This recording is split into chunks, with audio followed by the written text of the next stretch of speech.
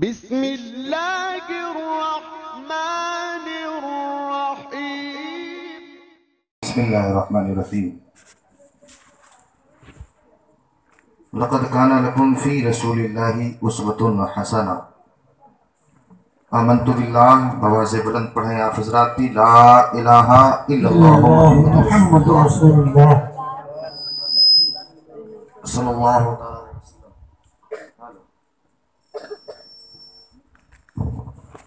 Hello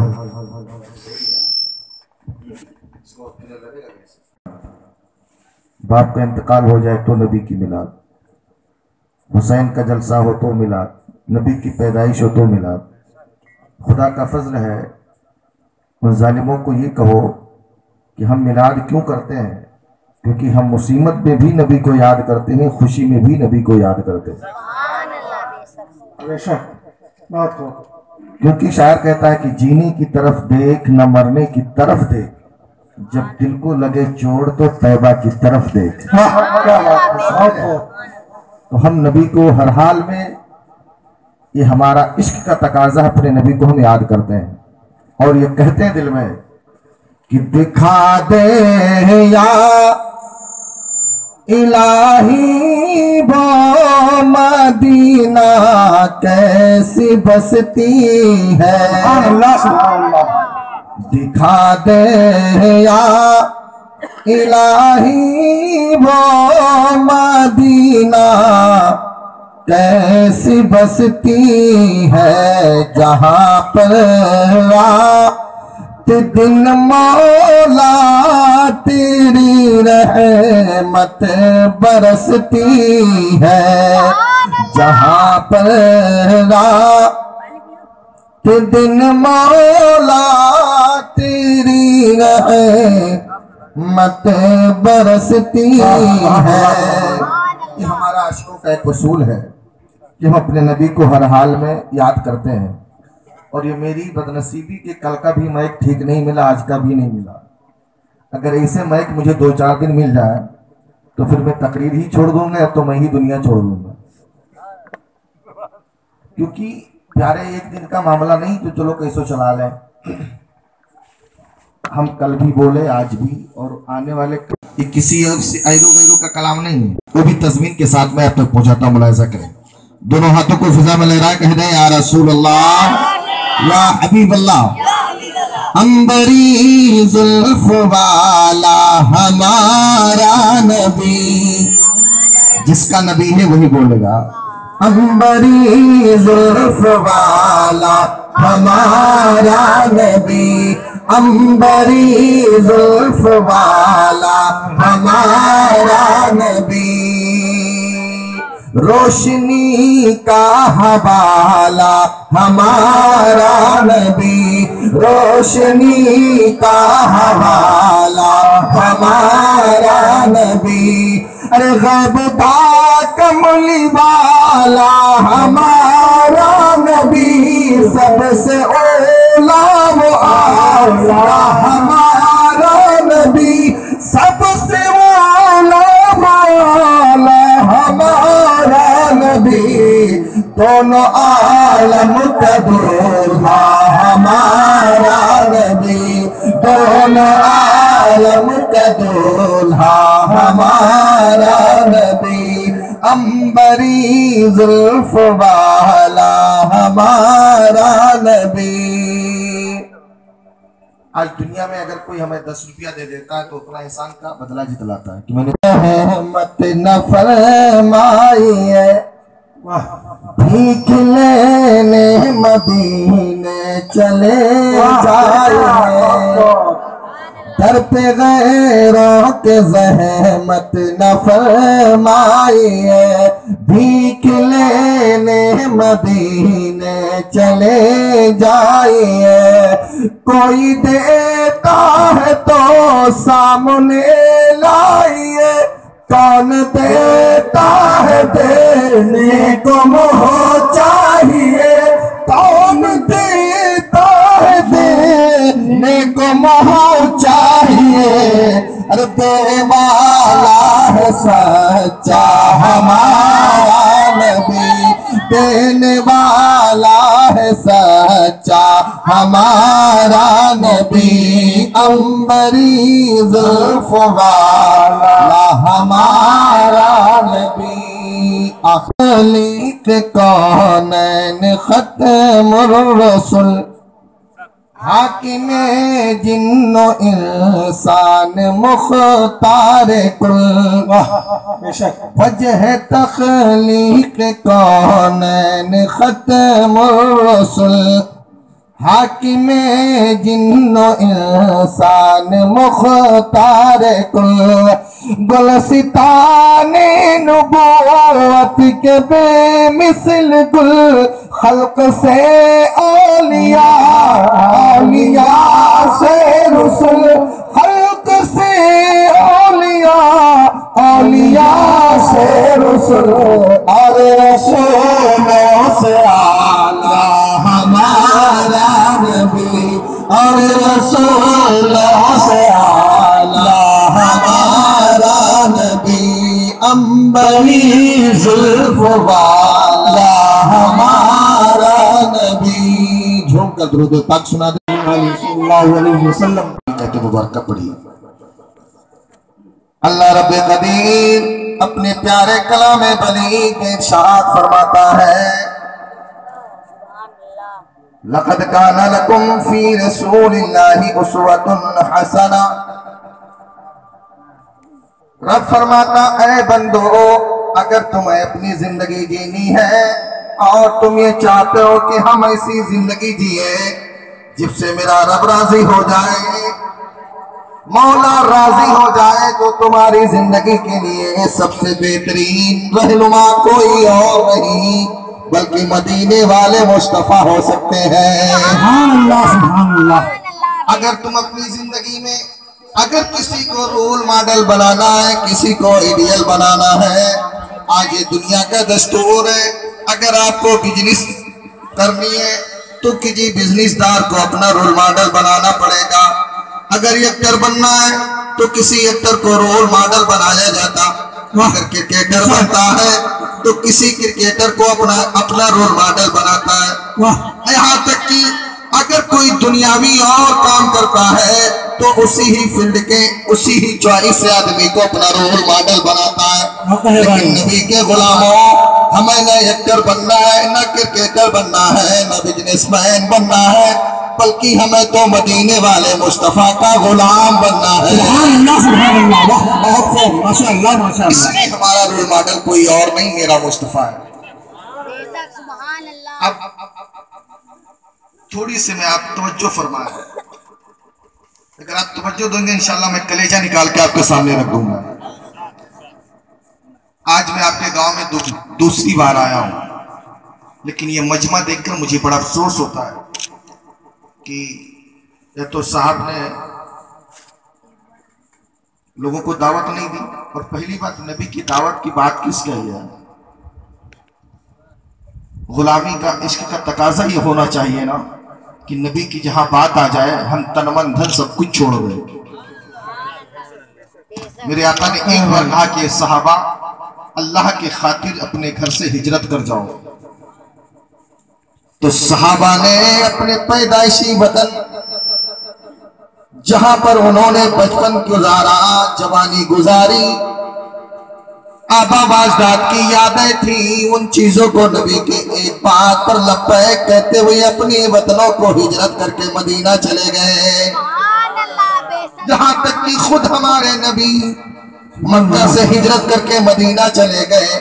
لوگوں نے پوچھا تو میرے آقا نے فرمایا میرے رب کا حکم ہے، میرے رب کا حکم ہے۔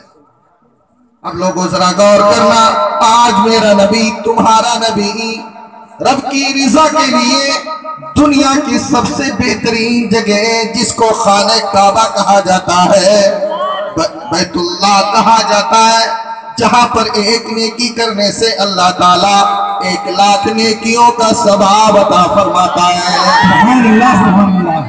نبی نے اس مقدس شہر کو چھوڑ دیا، لیکن آج ہم آپ کہتے ہیں کہ نبی کے امتی ہیں، نبی کے غلام ہیں، نبی کے دیوانے ہیں، نبی مکہ چھوڑ کر مدینہ جا رہے ہیں، لیکن ہمارا آپ کا حال یہ ہے कि हम अपना बिस्तर छोड़ करके नबी की मिलाद में नहीं आ सकते हैं। क्या बात है, हक है भाई, बहुत है। आप उलमा से बारहा आपने सुना होगा कि नबी जब उम्मत को याद करते तो रोते थे। रोते थे? नबी बड़े हैं या उम्मती? प्यार नबी को ज्यादा उम्मत से था कि उम्मत को नबी से? उम्मती ज्यादा है या नबी? भाई नबी तो हमारा एक ही ना। यानी पता ये चलता है कि मेरा नबी पैदा हुआ तो उम्मत को याद फरमा रहा। जब मेरे नबी मेराज पर गए, रब ने पूछा है महबूब, जो मकाम मैंने तुम्हें अता किया है किसी नबी को यह मकाम दिया, लेकिन आज तुम अपने रब का दीदार करने के बाद खामोश क्यों हो? मेरे मुस्तफा क्या फरमाते हैं? ऐ मेरे रब, ऐ मेरे मौला, अब मुझे अपनी गुनहगार उम्मत की याद आ रही है। रब की बारगाह में हाजिर है, फिर भी अपनी उम्मत को याद फरमा रहे हैं। मेराज पर गए, जब भी उम्मत को याद कर रहे हैं। जब मेरे आका का विसाल हुआ, हज़रत फज़ल इब्न अब्बास फरमाते कि जब आका के लाशे मुबारक को मैंने कब्र के अंदर उतारा तो मैंने क्या देखा, मेरे आका के लम्हाए मुबारक ही हिल रहे हैं। सुभान अल्लाह, बेशक सुभान अल्लाह। हज़रत फज़ल इब्न अब्बास अपने कानों को नबी के दहन से लगाया तो मेरे आका अपनी उम्मत को याद फरमा रहे। हज़रत फज़ल अपने अब्बास बाहर निकल करके रोने लगे। साहबा ने कहा, ऐ फज़ल क्या बात है, क्यों रो रहे हो? कहा, ऐ सहाबा, नबी पर मेरे माँ बाप कुर्बान हो जाए, नबी दुनिया से जा रहे हैं लेकिन अपनी उम्मत को याद फरमा रहे हैं। सुभान अल्लाह, सुभान अल्लाह, बेशक। हमारा का हाल क्या, मैंने क्या किया? पब्लिक ऐसी बैठी है कि मैं किधर रोक करूं। मैं नबी मेरा अपनी उम्मत को याद फरमा रहा है, लेकिन मेरा हाल ये कि आज नबी उम्मत को याद करके रो रहे हैं। नबी के गुलामों सलीम अख्तर आपसे गुजारिश करता है, क्या मैंने कभी अपनी जिंदगी में एक बार क्या नबी को याद करके मैंने भी रोया है? कभी मैंने रोया? अच्छा, नबी बड़े हैं कि हम? नबी मुझे याद करके रो रहे हैं, लेकिन मुझे क्यों रोना नहीं आ? क्योंकि नबी को अपनी उम्मत से प्यार था, हमें अपने नबी से प्यार नहीं। हज़रत साद रज़ी अल्लाह ताला अन्हु, जो अमर बिन साद के बाप हैं, उन्होंने बड़े मजमे में सहाबा से कहा था, ऐ सहाबा, ऐ आका, मैं आप पर मैं अपनी जान निछावर कर दूं, क्योंकि सारे सहाबा आपसे मोहब्बत करते हैं लेकिन साथ आपसे इश्क फरमाता है। सारे सहाबा मोहब्बत करते हैं लेकिन मैं आपसे इश्क करता हूँ, और इश्क जो होता है वो अपने माशूक के लिए मर मिटने के लिए हमेशा तैयार रहता है। लेकिन क्या मुझसे इतना भी नहीं हो पाता? आओ मैं इश्क की दास्तान सुनाता हूँ। आज मैं इस्लाम या नबी से, आज इस्लाम से मोहब्बत क्यों नहीं है? आज लोगों को, हालांकि गांव में बहुत लोग हैं, चापे भी पड़े होकर के सुन रहे होंगे, उनका नसीबा है ना, लेकिन जो फजीलत यहाँ है वो चारपाई पे नहीं है। क्योंकि इस्लाम की खातिर मैंने कुछ खोया नहीं। अगर इस्लाम के लिए मेरा भी अगर कुछ गया होता तो इस्लाम की तड़प मेरे दिल में होती। हकीकत है क्या? अगर एक किसान से पूछो, और जब वो किसान खेत की जुताई करे, बीज बोए, अच्छी पास डाले, अच्छी खाद डाले, फिर जब फसल नहीं तैयार होती तो उस किसान से पूछो उसके दिल पर क्या गुजरती है। कि जानता है कि मेरी साल भर की कमाई चली गई। किसान कहता कि नहीं कहता? जरूर कहता, क्योंकि उसका बर्बाद हुआ। और जिसकी खेती नहीं है उसको क्या पता है कि किसानी में घाटा क्या हुआ। तो हमने इस्लाम के लिए कुछ खोया नहीं। हाँ, अगर खोया है तो नबी के घर वालों ने खोया। नबी ने अपने पेट पर पत्थर बांधे, خود بھوکے رہ کر غیروں کو کھانا کھلایا ہے۔ میرے آقا کے جسم نازنین پر بوجھلی ڈالی گئی، چمڑے ڈالے گئے، آپ کے اوپر پتھر برسائے گئے، آپ کو گالیاں دی گئی، یہاں تک کہ یہی دین اسلام جب آخری دم لے رہا تھا تو آپ کے سب سے چہیتے نواسے جناب آقا حسین نے اپنے ساتھیوں کے ساتھ قربان ہو کر کے نانا کے دین کو زندگی عطا فرمائی ہے۔ ہم نے کیا کھویا اسلام کے خاطر؟ ہاں کاش اگر میرا بھی بیٹا اسلام کی راہ میں قربان ہوا ہوتا، پھر اسلام ملا ہوتا تو اسلام کی تعظیم سمجھ میں آتی۔ اگر میں نے بھی اسلام کی خاطر اگر چاٹے کھائے ہوتے، در در کی ٹھوکریں کھائی ہوتی، اسلام کے خاطر مجھے بھی بھوکا رہنا پڑا ہوتا، اگر اس اسلام کے خاطر میری بیوی کا سہاگ گزر گیا ہوتا، اگر اس اسلام کو پانے کے لیے اگر میرے بچوں نے پیاسے ہو کر کے دم توڑا ہوتا، اگر اس اسلام کے خاطر میرے بچے در در کی ٹھوکریں کھاتے تو مجھے سمجھ میں آتا کہ اسلام کی تعظیم بہت بڑی ہے، اسلام بہت بڑا مذہب ہے، اسلام کی حقیقت کیا ہے تمہیں خود پتا چل جاتا۔ اسلام کو پانے کے لیے جن صحابہ نے زندگیاں قربان کی ان سے پوچھو اسلام ہے کیا؟ آقا کریم صلی اللہ علیہ وسلم، آج ہمیں تو گھر بیٹھے اسلام مل گیا، ملا کہ نہیں ملا؟ ہم تو کسی مولوی کے پاس کلمہ پڑھنے بھی نہیں گئے، میں نے آنکھیں کھولی، میری دادی نے اگر گودی میں لے کر پیار کیا ہے تو کلمے کا ترانہ سنایا ہے، اگر دادا نے کبھی لاڈ و پیار میں گوتا زن ہوا تو اپنے پوتے کو کلمے کا ترانہ سنایا۔ تو مجھے تو کلمہ اسلام فری میں ملا ہے، پتہ کہاں سے چلے گا؟ لیکن پیارے میرے آقا کی بیٹی حضرت زینب، آپ نے سنا ہوگا سرکار کی 4 بیٹیاں تھیں، حضرت زینب کا نکاح اعلان نبوت سے پہلے ہوا تھا، آپ کے خاندان والے بڑے ظالم تھے، اور جب میرے آقا نے اعلان نبوت فرمایا تو جناب زینب نے گھر بیٹھے بیٹھے اپنے بابا کا کلمہ پڑھ لیا۔ بابا کا کلمہ پڑھا تو گھر والے بڑے ظالم تھے، ان لوگوں نے ظلم کرنا شروع کر دیا، آپ کی جسم پر اتنے کوڑے مارے گئے، اتنے کوڑے مارے گئے کہ جناب زینب نے 12 یا 13 دن تک آپ کے گلے سے پانی کا قطرہ بھی نیچے نہیں اترا تھا۔ آج ہم 2 دن اگر پانی نہیں پی سے میری حالت کیا ہوگی؟ آج ہمارا نوجوان بھی بہت ایسے ہیں جو یہ سوچ کر کے داڑیاں نہیں رکھتے کہ مولانا ہم داڑھی رکھ کر کے تمہیں پتہ نہیں دلی بمبئی کا سفر کرتے، کہیں لوگ مجھے راستے میں مسلمان سمجھ کر کے مار نہ ڈالیں، اس لیے داڑیاں نہیں رکھتے۔ نوجوانوں سلیم اختر آپ سے گزارش کرتا ہے تم دنیا کی فکر مت کرو، اپنے چہرے پر نبی کی سنت سجا لو، اگر کوئی تمہیں مسلمان سمجھ کر مار بھی ڈالے گا تو خدا کی قسم فرمانے نبی کے مطابق اللہ تعالیٰ تمہیں جنت میں اعلیٰ مقام عطا فرما دے گا۔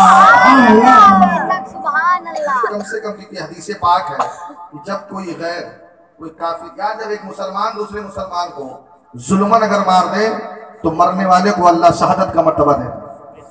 یہاں تو کافر اگر مارے گا نا تو ہمیں تو اور بدرجہ اولا اعلیٰ مقام ملے گا اگر مسلمان سمجھ کر مارتا۔ لیکن پیارے اپنی پہچان بدلو، اپنے جسموں پر اسلامی لباس سجا لو، اپنے چہروں کو نبی کی سنت سے سجا لو، دنیا میں جدھر بھی جاؤ تو ہمیں اپنی پہچان بتانے کی ضرورت نہ پڑے، بلکہ دیکھنے والا خود سمجھ جائے نبی کا سچا وفادار آ رہا ہے۔ بے شک بات کو ایک مصر کا ایک نوجوان امریکہ میں نوکری کی غرض سے گیا، شعار مصطفیٰ چہرے پر، اسلامی لباس تھا، ایک انگریز کی دکان میں جا کر کے انٹرویو دیا، اچھی سیلری مقرر ہوئی، سب کچھ انٹرویو ہونے کے بعد اس نے کہا انگریز نے کیسا ہے اگر تمہیں یہ جاب کرنی ہے تو اپنی داڑھی تمہیں کاٹنی پڑے گی، 24 گھنٹہ کا ٹائم ہے، فیصلہ کر کے آ جانا۔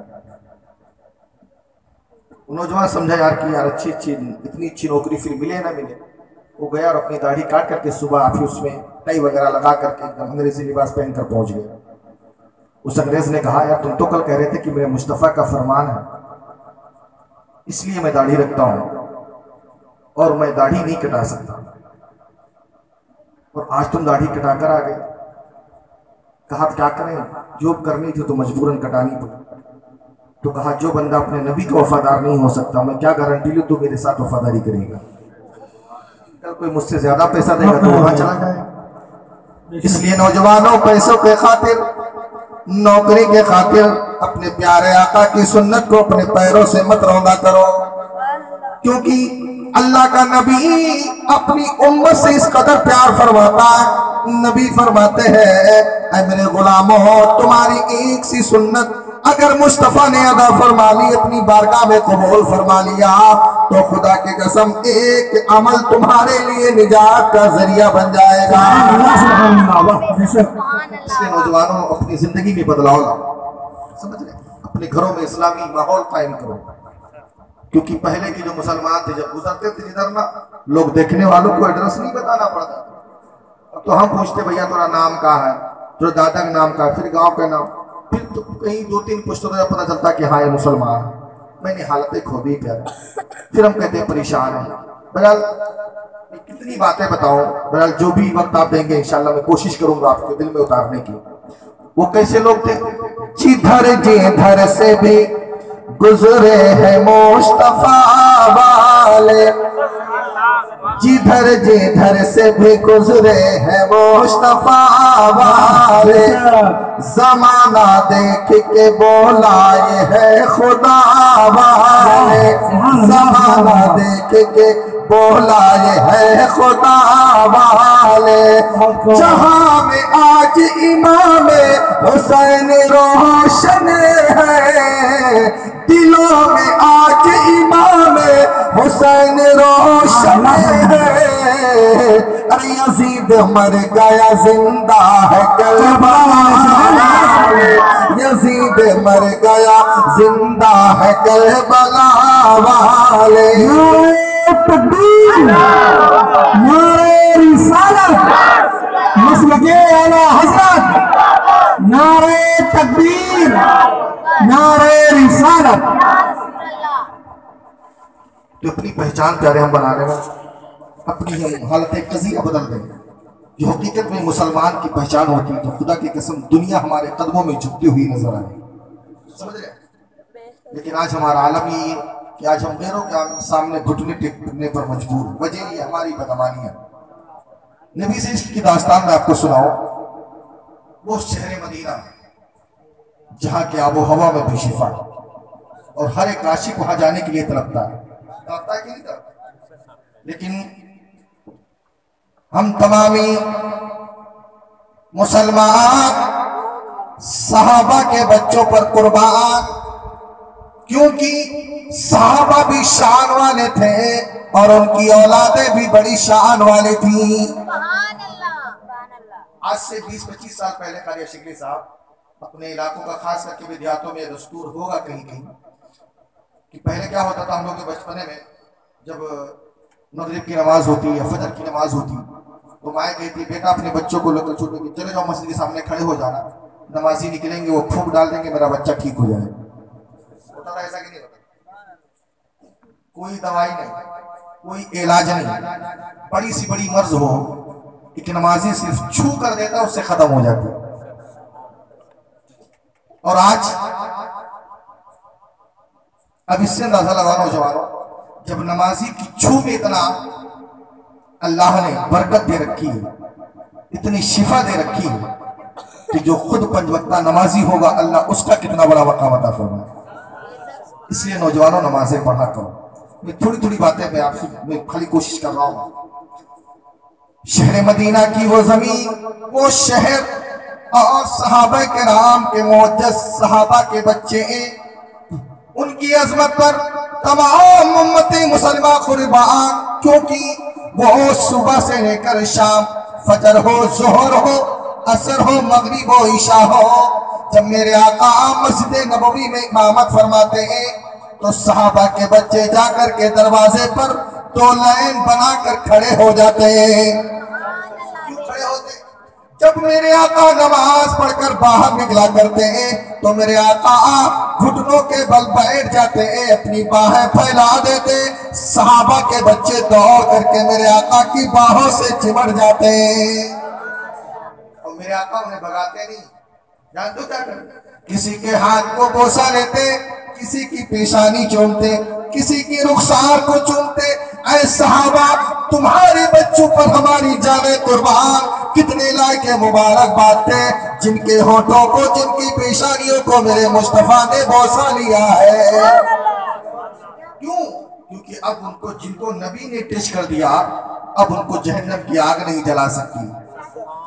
اچھا، ہر دور میں اپنے آپ ہی دیکھو، ہم لوگ اگر گاؤں میں کچھ ہندو بھائی رہتے تو ان کے بچوں سے میری بھی دوستی ہو جاتی، آپ کی بھی ہوتی کہ نہیں ہوتی؟ اور کبھی کبھی ایسا ہوتا ہے کہ ہم کبھی مذاق پہ جاتے تو وہ بھی چل لیتے، کیا چلو یار گھوم کے آتے ہیں، یہ دوستی کا اثر ہوتا بہرحال۔ تو انہی صحابہ کے بچوں کے دوستی میں ایک دوست ان کا تھا جو یہودی کا بچہ تھا۔ تو جب صحابہ کے بچوں کو دوڑتا ہوا دیکھتا تو کہتا یار تم لوگ کہاں جاتے ہیں؟ بولے میں اپنے نبی کے پاس جاتا۔ تو کہا تو تمہارے نبی میں کیوں جاؤں؟ کہا ایسا نہیں، میرا نبی صرف میرا نہیں، پوری کائنات کا نبی ہے۔ کیا فرمایا؟ کہا پورے کائنات کا نبی۔ کہا اچھا یہ بات ہے تو میں بھی چلوں گا۔ کہا ٹھیک ہے۔ اب نماز عصر کا جب وقت ہوا، بچے دوڑے کہ نبی آ رہے ہیں، نماز ختم ہو رہی، چلو مل کر کے ملاقات کرتے ہیں۔ جب صحابہ کے بچے دوڑے تو یہودی کا بچہ بھی ساتھ میں بھاگا کہ جا کر کے مسجد نبوی کے سامنے صف بنا کر کھڑے ہو جائے، لیکن پھر ٹھہر گیا۔ بچوں نے مڑ کر دیکھا، کہاں آ، کہاں نہیں آتا، کہیں تیرا نبی مجھے سینے سے لگانے کے بجائے مجھے دھکا دے کر واپس نہ کر دے۔ سبحان اللہ، بے شک سبحان اللہ۔ شریف پڑھیں آپ۔ نبی مجھے دھکا دے کر واپس نہ کر دے، کہاں آ کر دیکھ تو صحیح، وہ میرا نبی ہے، وہ اپنوں کو تو کیا بلکہ غیروں کو بھی سینے سے لگا لیتا ہے۔ وہ بھی دوڑ کر گیا، صحابہ نے بچوں نے صفیں لگائی، کھڑے ہو گئے، وہ بھی کھڑے۔ اب میرے آقا جب مسجد نبوی سے باہر نکلے تو تمام صحابہ کے بچوں کو سیٹ میں کیا اور گھٹنوں کے بل بیٹھ گئے، یہودی کے بچے کی طرف اشارہ کیا، کہا آ میرے سینے سے لگ جا۔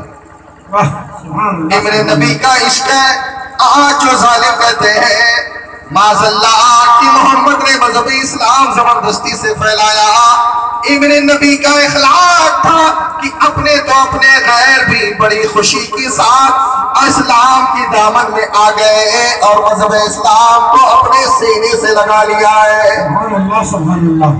میرے آقا نے جب اس یہودی کے بچے کو، بیٹا پیر صحیح کر کے بیٹھو، ادب کی جگہ سینے سے لگایا تو میرے آقا فرماتے بیٹا جاؤ، تمہارے والدین انتظار کر رہے ہو۔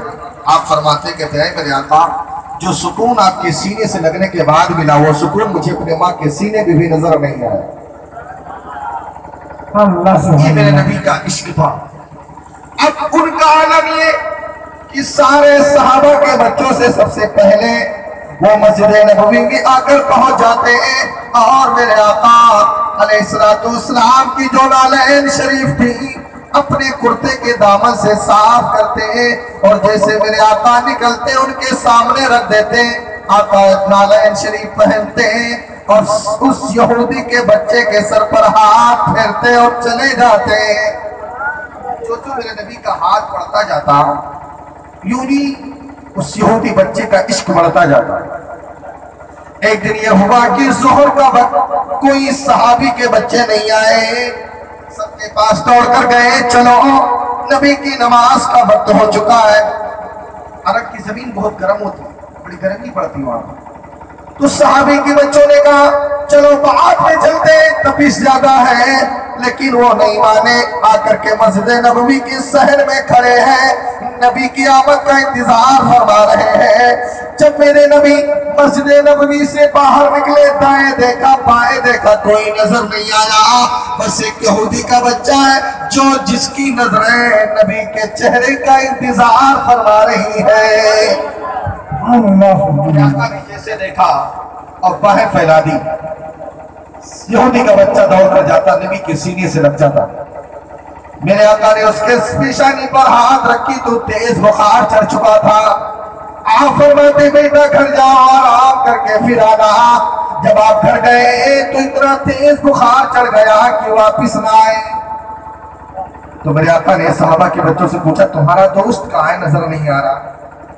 تو کہا آقا ہم کل گھر گئے تھے، میرے دوست کی طبیعت بہت زیادہ خراب ہے اور عالم یہ ہے کہ ان کی ماں اپنے بیٹے کو گودی میں رکھ کر کے رو رہی ہے، اور باپ اپنے سر کو دیوار میں مار مار کر رو رہا ہے۔ نوجوانوں تھوڑی گفتگو میں یہاں پر کرنا چاہوں گا آپ سے کہ ہمارے والدین کا یہی حال ہوتا کہ جب ہم بچپن کے عالم میں ہوتے نا، اگر مجھے ذرا بھی تکلیف ہوتی تو والدین کی رات کی نیندیں حرام ہو جائیں۔ اگر رات کی تاریکی میں مجھے جھگڑا ہو جائے تو ماں چین سے نیند نہیں لیتی۔ باپ ٹھوکرے کھاتا پھرتا، کبھی ڈاکٹر کے پاس، کبھی حکیم کے پاس، کبھی طبیب کے پاس، کبھی مولوی صاحب کے پاس، پوری رات دوڑتا رہتا۔ بارش ہو تو بارش میں دوڑتا رہتا، اگر سردی ہو تو سردی میں بھی دوڑتا رہتا۔ اگر ہم نے بچپن میں کبھی رات میں پیشاب پخانہ کر دیا تو میری ماں نے اپنے بستر کو، گیلے بستر پہ خود سو گئی، اپنے بیٹے کو سینے سے لگا کر وہاں پر سو گئی۔ ماں نے مجھے جیسے بچپن میں پالا ہے، لیکن جن ماں باپ نے بچپن میں میرے لیے اتنی تکلیفیں اٹھائی ہیں، آج ہمارا نوجوان ہے نا، اپنی اپنی گاڑیوں پہ لکھ لیتے ہیں میری ماں کی دعا ہے۔ لکھتے کہ نہیں لکھتے؟ یار ماں کی دعا ہے تو کیا باپ سے دشمنی ہے؟ بات ہے کہ نہیں؟ غلط تو نہیں کہہ رہا؟ اگر ماں کی دعا ہے تو باپ دشمن ہے، باپ کی بد دعا ہے، باپ تم سے جلتا ہے کیا؟ تو پھر باپ کا نام کیوں نہیں لکھا؟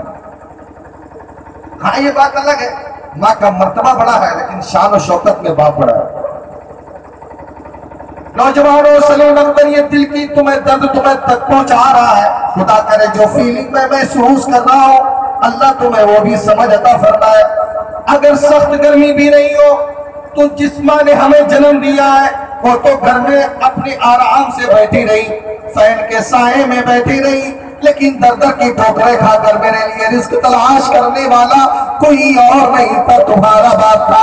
غیروں کے دروازے پر دھکے کھانے والا کوئی اور نہیں تھا، تمہارا باپ تھا۔ یہاں تک کہ غیروں کے آگے ہاتھ پھیلا کر کے تمہارے لیے رزق تلاش کرنے والا کوئی اور نہیں تھا، تمہارا باپ تھا۔ غیروں کی باتیں سننے والا کوئی اور نہیں تھا، تمہارا باپ تھا۔ اگر تمہاری ضرورتیں کی سنبھال لانے والا کوئی اور نہیں بلکہ تمہارا باپ تھا۔ پتہ یہ چلا کہ پرورش میں جتنا حق ماں کا ہے اس سے کہیں زیادہ تمہارے باپ کا ہے۔ اس لیے گاڑی پر اگر نام لکھنے کا اتنا شوق ہے نا تو آپ لکھا کرو میرے والدین کی دعا ہے، دونوں کا نام آ جائے تاکہ کسی کو تکلیف نہ ہو۔ آج جس ماں باپ نے بچپن میں ہمیں تکلیف سے اتنا پالتے ہیں نا، وہی بیٹا جب جوان ہوتا بہو گھر میں آ جاتی بال بچی والا ہو جاتا۔ کچھ نوجوانوں تو بے باکی سے کہا مولانا ماں باپ کا خرچ دیکھیں اپنے بچوں کا خرچ دیکھیں۔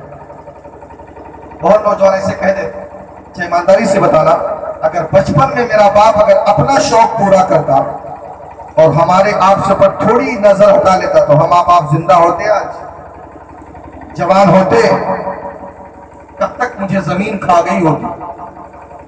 جس دن سے ہم نے جنم لیا ماں باپ نے پوری زندگی کا مقصد ہمارے حوالے کر دیا، جینا مرنا ہمارے حوالے کر دیا، اپنی زندگی کی خوشیاں کا گلا گھونٹ کر کے سب میرے حوالے کر دیا۔ یہاں تک نہیں بچپن میں جب بھی میں نے ضد کر کے کوئی سامان مانگا، گھر میں پیسہ ہو یا نہ ہو، باپ چاہے قرض لے غیروں کے آگے گھٹنے ٹیکے، لیکن بیٹا کو خوش کرنے کے لیے وہ چیزیں لا کر بیٹے کے سامنے ضرور رکھ دیتا ہے۔ یہ باپ کی محبت ہے کہ نہیں کیا؟ لیکن آج وہی باپ جب بزرگی کے عالم میں ہوتا، چارپائی پر پڑا ہوتا، اور میں نے بہت ایسے بیٹوں کے باپوں سے میں نے سوال کیا چچا آخر وجہ کیا ہے، تو یہ سوچ کر کے دوائی کا پرچہ دوا ختم ہونے کے باوجود اپنے پرچوں کو سرہانے رکھے رہتے، لیکن بیٹوں سے نہیں بتاتے کہ کہیں ایسا نہ ہو کہ بیٹا دوا کا بتا پرچہ دینے کی وجہ سے میرا بیٹا مجھ سے کہیں بولنا بند نہ کر دے۔ اس طرح سے دوا کا پرچہ نہیں دیتے۔ ایک چیز سلیم اختر آپ کو پیارے بتاتا ہے، آج دنیا کی دولت آپ کے پاس، اگر والدین نہیں ہے نا پوری دنیا چھان مارو تمہیں دولت ملے گی، لیکن ماں باپ تمہیں کہیں نہیں ملے گی۔ اس لیے جب تک ماں باپ ہے ان کی عظمت اور قدر کرو، ان کے جانے کے بعد تم دنیا چھان مارو تمہیں دولت ملے گی، عزت ملے گی، شہرت ملے گی، بڑی سی بڑی بلڈنگیں ملیں گی، لیکن خرچ کرنے کے لیے تمہارے پاس پیسے ہوں گے، لیکن خرچ کرنے کے لیے تمہارے پاس ماں باپ نہیں ہوں۔ اس لیے جب تک ہے ان پر دل کھول کر کے نچھاور کرو، کیونکہ بچپن میں آج جیسے برادر عزیز نے آج بچے کی پیدائش کی خوشی میں اتنی بڑی محفلیں انعقاد کی ہے، لوگوں کو کھلایا پلایا ہوگا، مجھے پتہ نہیں پڑا، مجھے تو کھایا ہوں میں تو سمجھتا ہوں سب لوگ کھایا ہوگا۔ بہرحال جب صحابہ کے بچے میرے آقا سے فرماتے ہیں آقا میں نے دیکھا ہے ان کی ماں زاروں قطار رو رہی ہیں، ان کے باپ اپنے سر کو دیوار پہ مار مار کر رو رہے۔ اب ان کے گھر کا عالم کیا ہے؟ ماں کہتی بیٹا ڈاکٹر بلاؤں؟ کہا نہیں۔ طبیب بلاؤں؟ حکیم بلاؤں؟ کہا نہیں۔ کہا بیٹا کیوں؟ کہا اگر بلانا ہے امینا تو نہ ڈاکٹر بلاؤ، نہ حکیم، نہ طبیب، بلکہ مدینے والے مصطفیٰ کو بلا دو۔ کیا کہا؟ مدینے والے مصطفیٰ کو بلا دو۔ کہا بیٹا ان میں کیا ہے؟ کہا ان کے چہرے کی میں زیارت کر لوں گا، میں ٹھیک ہو جاؤں۔ باپ چیخ کر بولا رے تو کس کی بات کرتا ہے؟ وہ محمد تو میرا دشمن ہے، میری دروازے پر موسم کے آنے کی ضرورت نہیں ہے۔ تو کہا پھر کسی طبیب کو بھی بلانے کی ضرورت نہیں ہے۔ جو آپ کی طبیعت بڑھتی جاتی آپ کشی میں جاتے، ہوش میں آتے، اپنی ماں سے فرماتے گودی ماں کی گودی میں ہوش میں آتے، عرض کرتے ماں دروازے پر دے، کیا میرا مصطفیٰ آ گیا ہے؟ ماں نے نظر جب دروازے کی طرف دوڑائی، کہا بیٹا کوئی نہیں، پھر بے ہوش ہو جاتے، پھر ہوش میں آتے، کہا امی دروازے پر دے، کیا میرا آقا آ گیا ہے؟ کہا بیٹا کوئی نہیں۔ جب تیسری بار ہوش میں آئے، کہا ماں دروازے پر دے، کیا میرا یار مدینے والا آ گیا ہے؟ اب جب تیسری بار کہتے تو دہلیز اس یہودی کی تھی، دروازہ یہودی کا تھا، زمین یہودی کی تھی، گھر یہودی کا تھا، لیکن جلوہ مدینے والے مصطفیٰ کا تھا۔ سبحان اللہ سبحان اللہ۔ میرا نبی وہاں پر پہنچ چکا اور میرے آقا جا کر ارشاد فرماتے ہیں اے میرے یار تمہارا حال کیا ہے؟ آج ہمارے بھی دوست ہیں، میرے بھی یار ہیں، لیکن جس کو نبی اپنا یار کہہ دے اس کا کتنا بڑا نصیبہ ہوگا۔ آپ عرض کرتے آقا جس کا حال آپ معلوم کر لیں وہ کبھی بے حال نہیں ہو سکتا۔ آقا مجھے میری طبیعت خراب تھی، لیکن آپ کے چہرہ دیکھ کر کے اللہ مجھے آپ کے چہرے کی برکت سے شفا فرما دے گا۔ سبحان اللہ، بے شک۔ کیا چاروں قطار رونے لگے۔ یہودی جب بچے کا عشق نبی سے دیکھا تو حیران پریشان ہو گئے، اور میرے آقا دست شفقت بھی کہا بیٹا گھبرانا نہیں، اللہ بہت جلد تمہیں شفا فرما دے گا۔ آپ چلنے لگے تو اس بچے نے کہا آقا آپ مجھے چھوڑ کر کے جا رہے ہیں؟ کہا ہاں۔ کہا میرے آقا جس دن سے میں نے آپ کو دیکھا میرا عشق دن بہ دن بڑھتا چلا گیا، لیکن میں روزانہ اپنے رب سے دعا کرتا تھا کہ مولا جب میری روح نکلے تو سامنے مدینے والے مصطفیٰ کا جلوہ نظر آ رہا ہو۔ سبحان اللہ سبحان اللہ۔ اتنا کہنا تھا کہ میرے آقا نے جیسے دست شفقت رکھا آپ کی روح کب سے عنبری سے پرواز کر گئی۔ آپ دوڑ کر کے آیا، ارے یا لہو یہودی کہتا اے محمد اب اگر جا ہی رہے ہو، میرا بیٹا آپ کا دیوانہ بھی ہے، آپ کا کلمہ بھی پڑھنے والا بھی ہے، لہٰذا اب اتنا احسان اور کر دو کہ اب میرے بچے کو اپنے ہاتھ سے تزید و تکفین بھی فرما دو۔ میرے آقا نے صحابہ کو خبر دی، کہا اے صحابہ آؤ اور میرے جنازہ اور میرے یار کا جنازہ اٹھاؤ۔ جب میرے آقا کے صحابہ پہنچے اور ان کا جنازہ اٹھایا گیا تو سارے صحابہ کی آنکھیں برس رہی تھی۔ کیوں رو رہی تھی؟ سمجھ رہے آپ؟ اسلام کی تاریخ کیا ہے؟ جن کی یہ حسرت تھی کہ میری جب روح نکلے سامنے نبی کا چہرہ ہو۔ اور آج ہمارا آپ کا عالم کیا ہے؟ کس قدر نبی سے محبت کرتے ہیں تو ہم آپ اچھی طرح جانتے ہیں۔ میرے آقا ان کو لے کر گئے، نماز جنازہ پڑھائی، دفن فرمایا تو میرے صحابہ میرے صحابہ کیا دیکھتے ہیں کہ نبی کا جسم پورا پسینے میں شرابور ہے. صحابہ نے کہا آقا میں نے اتنا پسینہ آپ کو کبھی نہیں دیکھا. آیا میرے صحابہ تمہیں پتہ نہیں ہے میرے اس یار کے جنازے میں صرف صحابہ ہی نہیں تھے, اللہ نے جنت سے فرشتوں کا نزول فرمایا اور حوران غلمہ میرے پیر پر قدم رکھ کر کے نازل ہو رہی تھی, ان کی بوجھ کی وجہ سے مجھے پسینہ آ گیا. اب میرے آقا کے اخلاق کریمانہ دیکھ کر کے بے دم آسی فرماتے ہیں کہ سلام اس پر کہ جس نے فضل کے موتی بکھیرے ہیں, سلام اس پر کہ جس نے کہہ دیا سب میرے ہی میرے ہیں, سلام اس پر کہ جس نے کہہ دیا سب میرے ہی میرے ہیں. نبی علیہ صلی اللہ علیہ وسلم صلاۃ و سلام دائما علیک یا رسول. تاریخ پر بولوں نا تو میں 1.5-2 گھنٹہ میں بول سکتا ہوں. میں نے ایک روایت ادھوری چھوڑی تھی کہ سرکار کی بیٹی حضرت زینب نے جب کلمہ پڑھا تو ان کے گھر والوں نے بڑا ظلم اٹھایا, تشدد کی. 13 دن تک آپ کے گلے سے پانی کا قطرہ نہیں اترا. ان کا جو دیور تھا تھوڑا رحم دل تھا, آپ کی ہیلپ کرتا تھا, تو آپ نے فرمایا اپنے دیور سے کہ ایسا کرو مجھے کسی طریقے سے مدینہ پہنچا دو تاکہ میں جاؤں اپنے بابا کے سامنے کہہ دوں کہ بابا میں تمہارا کلمہ پڑھتا ہوں, تاکہ کل میدان حشر میں میرے بابا میری اپنی امت میں میرا شمار فرما.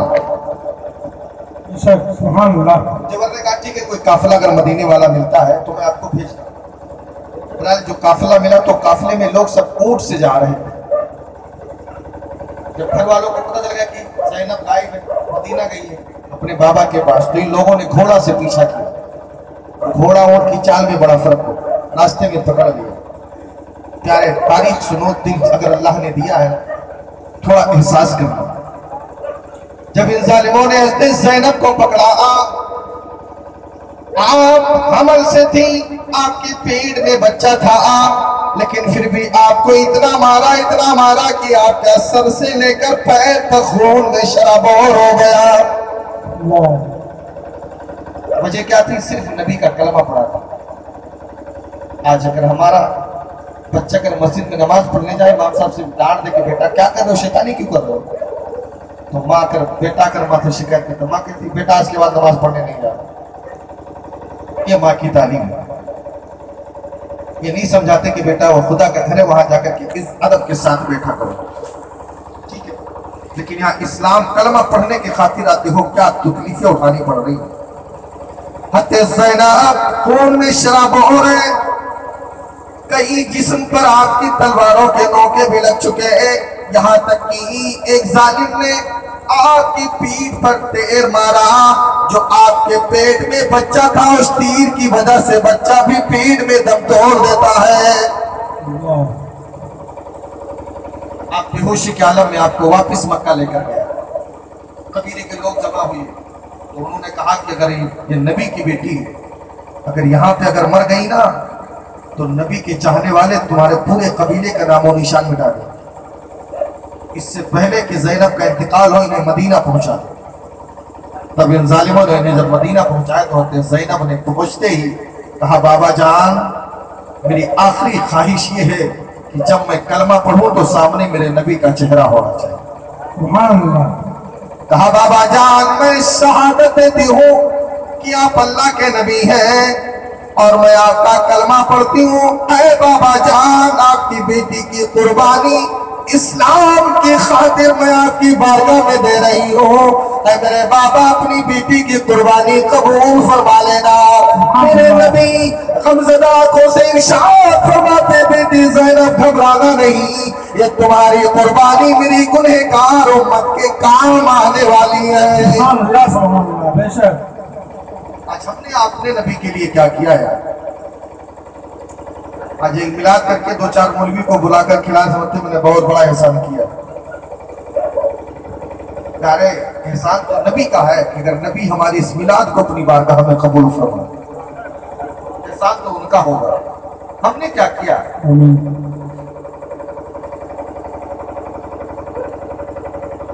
نوجوانوں، سلیم اختر آپ سے گزارش کرتا ہے، خدا را اگر یہ زندگی آپ کو دی ہے اللہ نے تو اس زندگی کو رائے گا مت کرو۔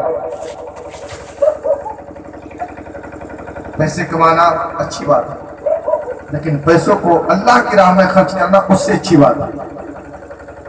کماؤ، خدا توفیق دینا تو والدین پر دل کھول کر کے خرچ کیا کرو۔ جن ماں باپ نے ہمیں پالا پوش کر کے آج بڑا کیا ہے، چلنے کے لائق بنایا ہے، ان والدین کا قرض اگر ہم زندگی بھر ادھارے تب بھی نہیں اتر سکتا۔ حضرت